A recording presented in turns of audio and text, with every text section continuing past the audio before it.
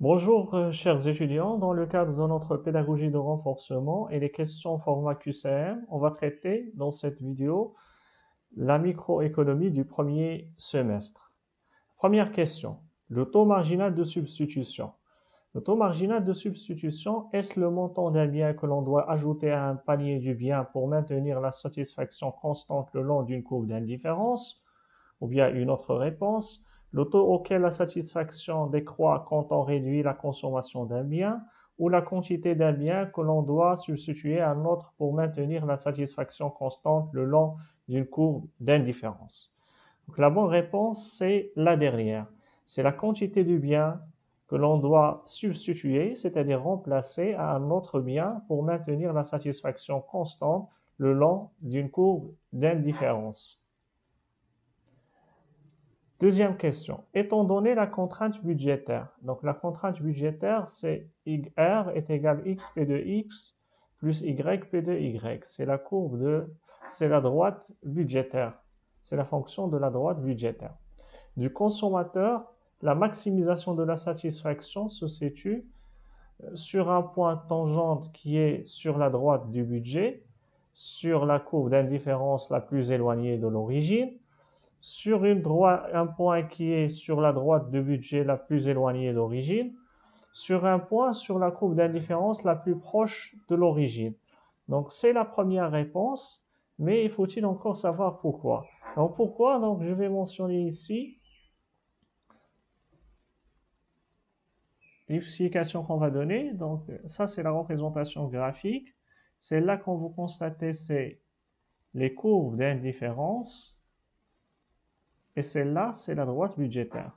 Donc, c'est laquelle qui constitue. Donc, si on fixe celle-là, la droite budgétaire, donc c'est la droite qui passe par la tangente de la courbe d'indifférence dans un seul point, qui va nous donner de la plus éloignée qui est tangente. Donc, celle-là, il va la couper, donc il n'est pas tangente, et celle-là, elle est la plus éloignée, et celle-là, c'est une droite budgétaire qui est à un faible revenu. Donc voilà, c'est pour cela qu'on a choisi la première réponse. L'utilité marginale mesure. Une autre réponse, la décroissance de l'utilité lorsque l'on consomme une unité en moins d'un bien, la satisfaction supplémentaire gagnée suite à la consommation d'une unité supplémentaire d'un bien, ou c'est la satisfaction perdue lorsqu'on consomme une unité supplémentaire d'un bien. Donc l'utilité marginale, elle mesure la satisfaction additionnelle ou bien supplémentaire qu'on va ressentir, c'est-à-dire gagner, suite à la consommation d'une unité supplémentaire d'un bien. C'est ce qui s'ajoute de satisfaction suite à l'ajout d'une unité supplémentaire d'un bien. Quatrième question, si l'augmentation du prix du bien X entraîne la diminution de la demande du bien Y, cela veut dire que les deux biens sont indépendants, les deux biens X et Y sont substituables, les deux biens X et Y sont complémentaires. Donc la réponse c'est ils sont complémentaires. Mais pourquoi? Donc une augmentation du prix de X. Normalement, dans un bien normal, ça va entraîner une diminution de la quantité de X. Donc ici, la quantité de Y, qu'est-ce qui lui est arrivé? Elle a été diminuée, sa demande a été diminuée. Donc si la quantité de X il diminue et s'accompagne par la diminution de Y, ça veut dire que les deux biens ils sont complémentaires. Cinquième question. Une courbe d'indifférence représente. Une autre réponse, les différentes combinaisons de biens et de services que le consommateur peut acheter, les différentes combinaisons optimales de biens et de services que le consommateur peut acheter, les différentes combinaisons de deux biens qui procurent le même niveau de satisfaction. Donc on le sait, la courbe d'indifférence, c'est l'ensemble des combinaisons qui nous donnent le même niveau de satisfaction. C'est la quatrième réponse. Sixième question. Donc regardez, nous avons un déplacement dans le cadre de la courbe d'indifférence. Donc le passage de A et B. Donc la première chose qu'on va donner, c'est que l'utilité de A est égale à l'utilité de B. S'il y avait une autre question. Donc, ils sont sur le même niveau de la courbe d'indifférence et par conséquent, leur utilité totale, ils sont égales. Donc ici, il y a un déplacement de A vers B. Qu'est-ce qui lui est arrivé à x? X, il a diminué. Qu'est-ce qui lui est arrivé à y? Y a augmenté. Cela veut dire que, donc les choix que nous avons, est-ce que c'est y et x sont rares, quel que soit le déplacement? Non, ce n'est pas une bonne réponse. X devient abondant? Non, x il diminue. Y est rare, donc non, ce n'est pas la deuxième question. Y devient abondant et x est rare, voilà. Ça c'est juste parce que y il a augmenté et x il a diminué. Donc y devient abondant, il augmente, la quantité augmente, x est rare, la quantité il diminue. Voilà la bonne réponse. On parle d'un bien normal si l'élasticité prix est négative et l'élasticité revenu négative. L'élasticité prix est négative et l'élasticité revenu est positive. L'élasticité prix est positive et l'élasticité revenu est positive. Donc un bien normal, qu'est-ce qu'on veut dire par un bien normal? Donc lorsque le bien il est normal, cela veut dire quoi? Cela veut dire tout simplement que si le prix augmente, la quantité il va diminuer. Ça c'est le cas normal. Dans ce cas-là, l'élasticité prix elle est inférieure à 0. Les deux ils varient dans le sens inverse. Si mon revenu augmente, ma quantité de bien il doit augmenter. Donc l'élasticité revenu est positive. C'est pour cette raison que je vais choisir la troisième réponse. Maintenant, on passe aux exercices qui sont relatifs à l'équilibre du consommateur. Donc, nous avons les données suivantes. U est égal à x moins y facteur de y avec p de x est égal à 2, p de y est égal à 4 et u est égal à 150. Le multiplicateur de Lagrange. Donc, la première question concerne le multiplicateur de Lagrange. Donc, quand on a le multiplicateur de Lagrange, ça veut dire quoi le multiplicateur de Lagrange? Ça veut dire les utilités marginales pondérées est égal également à l'utilité marginale de y sur p de y. Donc, je dois calculer les utilités marginales pondérées. Je dois calculer l'utilité marginale de x et je la divise par p de x et de y. Je retrouve x et y, je remplace et je trouve le multiplicateur de Lagrange. Voilà comment on va faire. Donc, si nous avons les parenthèses dans une fonction d'utilité, je dois passer par le développement. Donc, c'est x fois y moins 4y au carré. L'utilité marginale de x, donc ici c'est x qui est la variable y, la constante. C'est y pour la première parce que c'est lié à la multiplication et 0 parce qu'il n'y a pas de x, c'est une constante. Maintenant, l'utilité marginale de y. Donc c'est x parce que c'est la constante et c'est 2 fois 4, 8y pour la deuxième, ça va nous donner x moins 8y. Maintenant, je pose la condition de l'équilibre qui consiste au multiplicateur de Lagrange. Donc, dans la condition d'équilibre, les utilités marginales pondérées elles sont égales. Je remplace par leur valeur. L'utilité marginale de x, je remplace par y. L'utilité marginale de y, je le remplace par x moins 8y. Je divise par le prix. Nous avons dans les données le p de x est égal à 2 et p de y est égal à 4. Je multiplie y fois 4 et 2 fois 100. Ça va nous donner 4y est égal à moins 2 à 2x moins 16y. Donc, 4y plus, je déplace ici, ça devient positif, ça devient 20y. Et il me reste de l'autre côté 2x. Ce qui va me donner que x est égal à 20 sur 2 est égal à 10y. Qu'est-ce que je fais après? On a l'utilité totale est égale à 150. Je remplace l'utilité totale en fonction de x et de y à la formule développée.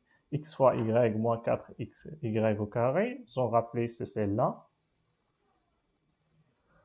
Et par la suite, est égal à 150. Et par la suite, je remplace x par sa valeur. Donc, nous avons déjà dit que x est égal à 10y.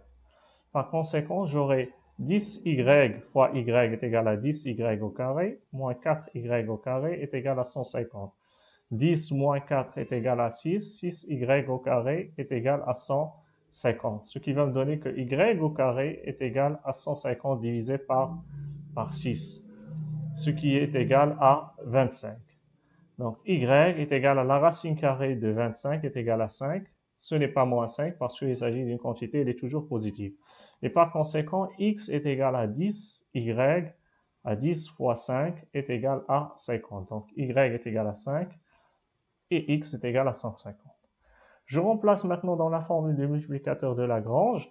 Je choisis l'une des deux, soit l'utilité marginale de x sur p de x, c'est la plus simple parce que y est égal à l'utilité marginale de x est égale à y, divisé par 2 qui est p de x est égal à 5, sur 2 est égal à 2,5. De la même façon, je peux remplacer par l'utilité marginale de y, donc c'est 50 moins 8x, ce qui va me donner voilà, 10 sur 4 qui est 2,5. Donc voilà la bonne réponse, c'est la troisième pour la première question. Je vais maintenant me concentrer sur la deuxième question. Le revenu minimum que le consommateur peut dépenser est égal. Donc je n'ai qu'à remplacer R est égal x p de x plus y p de y. Je remplace x par sa valeur, y par sa valeur. Les prix, je les ai déjà. Et par conséquent, j'ai les données, p de x est égal à 2, p de y est égal à 4, x est égal à 50 et y est égal à 5 d'après la première question. On sait que R est égal à x, p de x plus y, p de y. 50 fois 2 plus 5 fois 4 est égal à 120. Voilà la bonne réponse pour la deuxième question. Maintenant, on passe au deuxième exercice. Le deuxième exercice, j'ai l'utilité marginale sur une forme d'une équation d'une courbe de glace, une fonction de courbe de glace dans laquelle j'ai x à la puissance 1 sur 3, y à la puissance 2 sur 3. Si les quantités, ils ont donné les quantités x est égal à 2, y est égal à 4, la valeur du TMS signifie qu'on doit abandonner 1 sur 3 de la quantité y pour avoir une unité de la quantité x. On doit abandonner une quantité de y pour avoir une quantité de x, ou bien on doit abandonner 2 sur 3 y pour avoir une unité de x. Il revient maintenant à calculer le TMS. Le calcul du TMS, l'une de ces réponses l'interprète.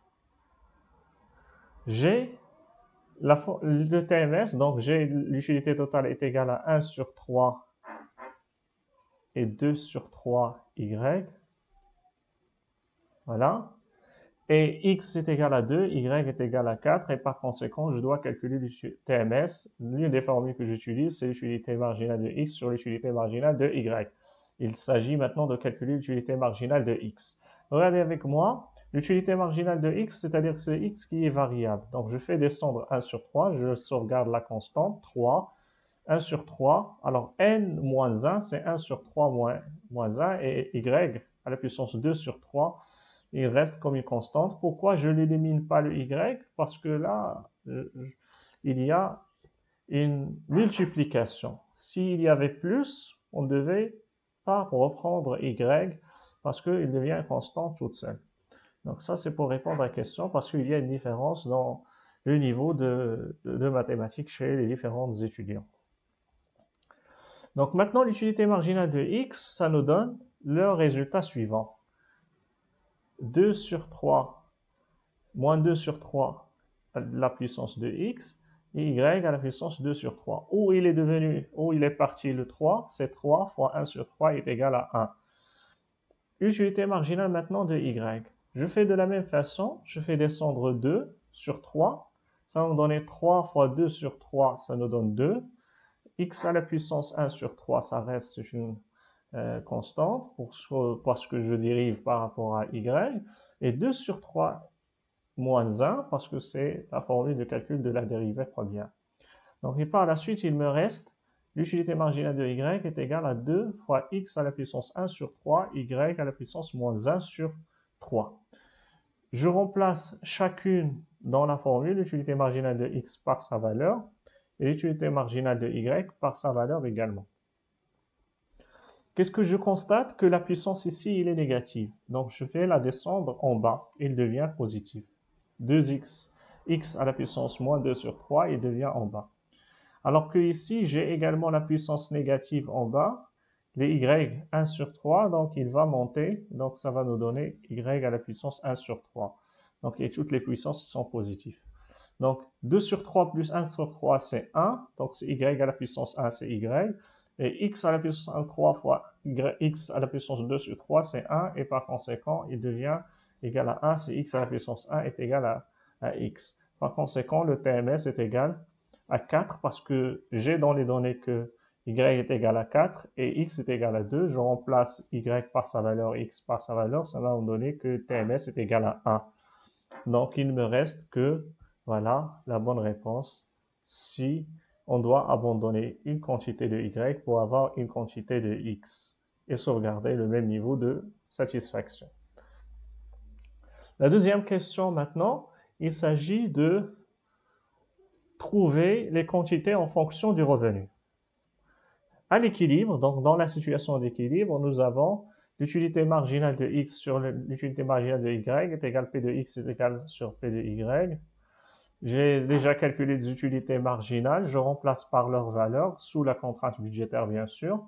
Donc p de x est égal à p de y est égal à 5, 5 sur 5 est égal à 1, ce qui va me donner y sur 2x est égal à 1, y est égal à 2x, et on remplace dans la contrainte budgétaire y par la valeur de x. Donc ici, je vais la remplacer.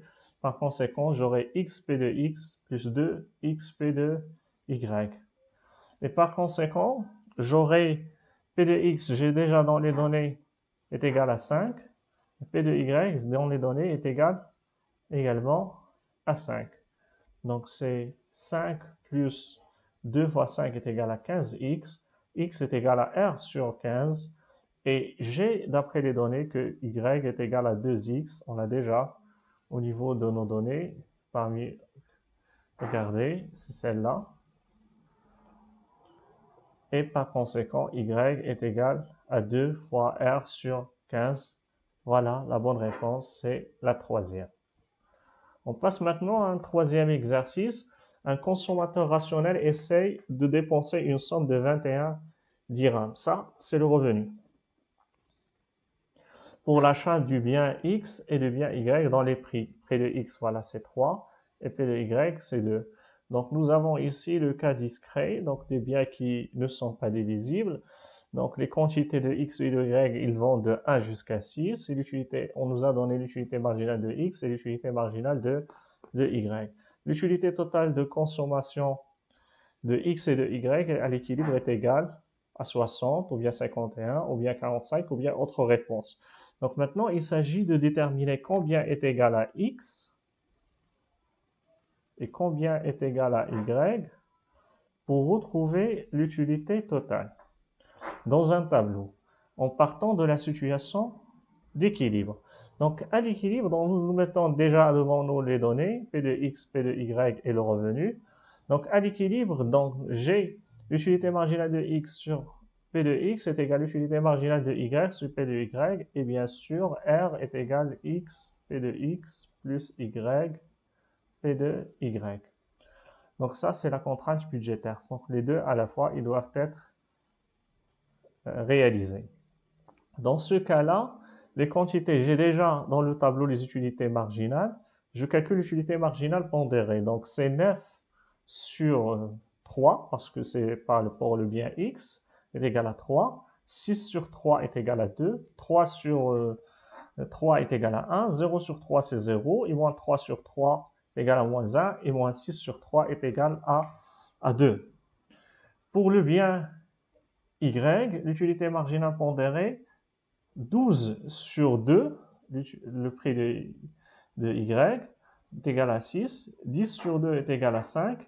Et 8 sur 2 est égal à 4. 6 sur 2 est égal à 3. Et 4 sur 2 est égal à 2. Et 2 sur 2 est égal à 1. Donc, je vais constater là où ils sont égaux. Donc, ils sont égaux. Donc, la première, c'est à 3, à 2 ou bien à 1. Donc, c'est les trois situations que nous avons. Donc, comment je vais interpréter? Donc, puisque la première ligne, cette ligne-là, elle correspond au bien X, donc la quantité de X est égale à 1. Et la quantité de Y est égale, voilà, X est égal à 1 et Y est égal à 4. La deuxième, X est égal à 2, celle-là. et y est égal à 5. Voilà. Et la troisième, x est égal à 3 et y est égal à 6. Donc, soit c'est la première combinaison, soit c'est la deuxième, soit c'est la troisième.